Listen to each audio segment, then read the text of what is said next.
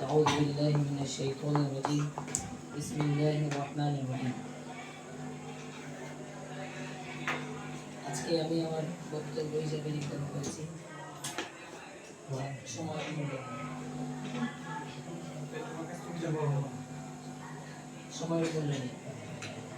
সর্বপ্রথম আমি একটা এক্সাম্পল দিই, সেটা হচ্ছে যখন আমরা এক্সাম দিই তখন ওস্তাদরা বলে যে 2 মিনিট পর খাতা নিয়ে নাও, তখন অটোমেটিকলি আমাদের মাইন্ডে এবং হাতের মধ্যে স্পিড চলে আসে, মানে আমাদের হাতে মাত্র 2 মিনিট সময়, 2 মিনিটের মধ্যে আমি যতটুকু পারি ততটুকু লেখার চেষ্টা করা।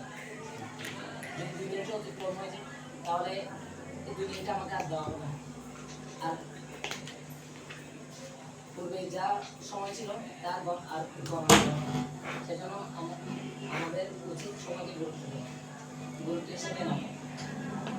এটা হচ্ছে যে পড়াশোনার হিসেবে ছোট্ট একটি পরীক্ষা, কিন্তু আল্লাহ তাআলা আমাদেরকে দুনিয়াতে পাঠিয়েছেন বড় বড় পরীক্ষা নিয়ে। আমরা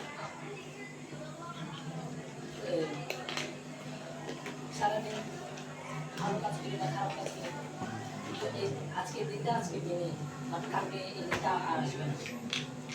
আজকে যদি আমি নামাজ না করি বা কোনো একটা খারাপ কাজে যদি লিপ্ত হয়, সেদিন খারাপ কাজে চলে যাবে, বাট কিন্তু আগামীকালের জন্য আমার আজকের দিনটা আর আসবে না। আমাদের সবসময় উচিত আমাদের সময়কে গুরুত্ব দেওয়া, অবহেলা না করা এবং সময় মোতাবেক চলাফেরা করা, আমাদের এটা খেয়াল রাখতে হবে। এগুলো আমি আমার 5 মিনিট হয় নাই, 5 মিনিট ধরে 5 মিনিট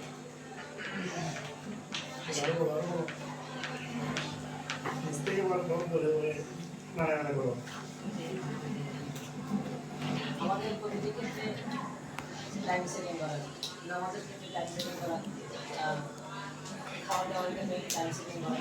আমরা মাদ্রাসা আছি, আমাদেরকে সরকার গাইড করে প্রতিটি টাইম করতে হবে। উস্তাদরা আমাদেরকে সেই হিসেবে আমাদের গাইড করে, আমরা বাড়িটাকে একটু হয়ে যাই স্বাভাবিক, বাট তখন আমরা চেষ্টা করবো উস্তাদের যেভাবে আমাদেরকে গাইড করে সেই হিসেবে আমরা বাসায় সেটা করার চেষ্টা করবো, এবং 5 ওয়াক্ত নামাজ যাতে মিস না হয় আমাদের সেটাও চেষ্টা করবো ইনশাআল্লাহ। কারণ একটি নামাজ ছুটে যাওয়ার পর আমরা এই নামাজ ছাড়তে আমাদের সামনে, যেহেতু সময় আজকে হিসাব হবে, আল্লাহ তাআলা আমাদেরকে বিচার দিবসের দিন সব প্রতিটি মুহূর্তে হিসেব আমাদের থেকে যেমন আমার পূর্বে যিনি বক্তব্য রেখেছেন আমাদের সাহাবাই, তিনি একই কথা বলেছেন, আমিও বলছি।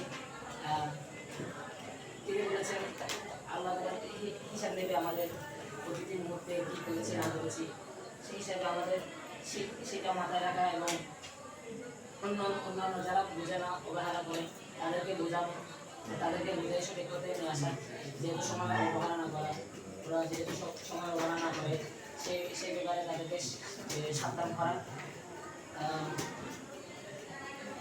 আমরা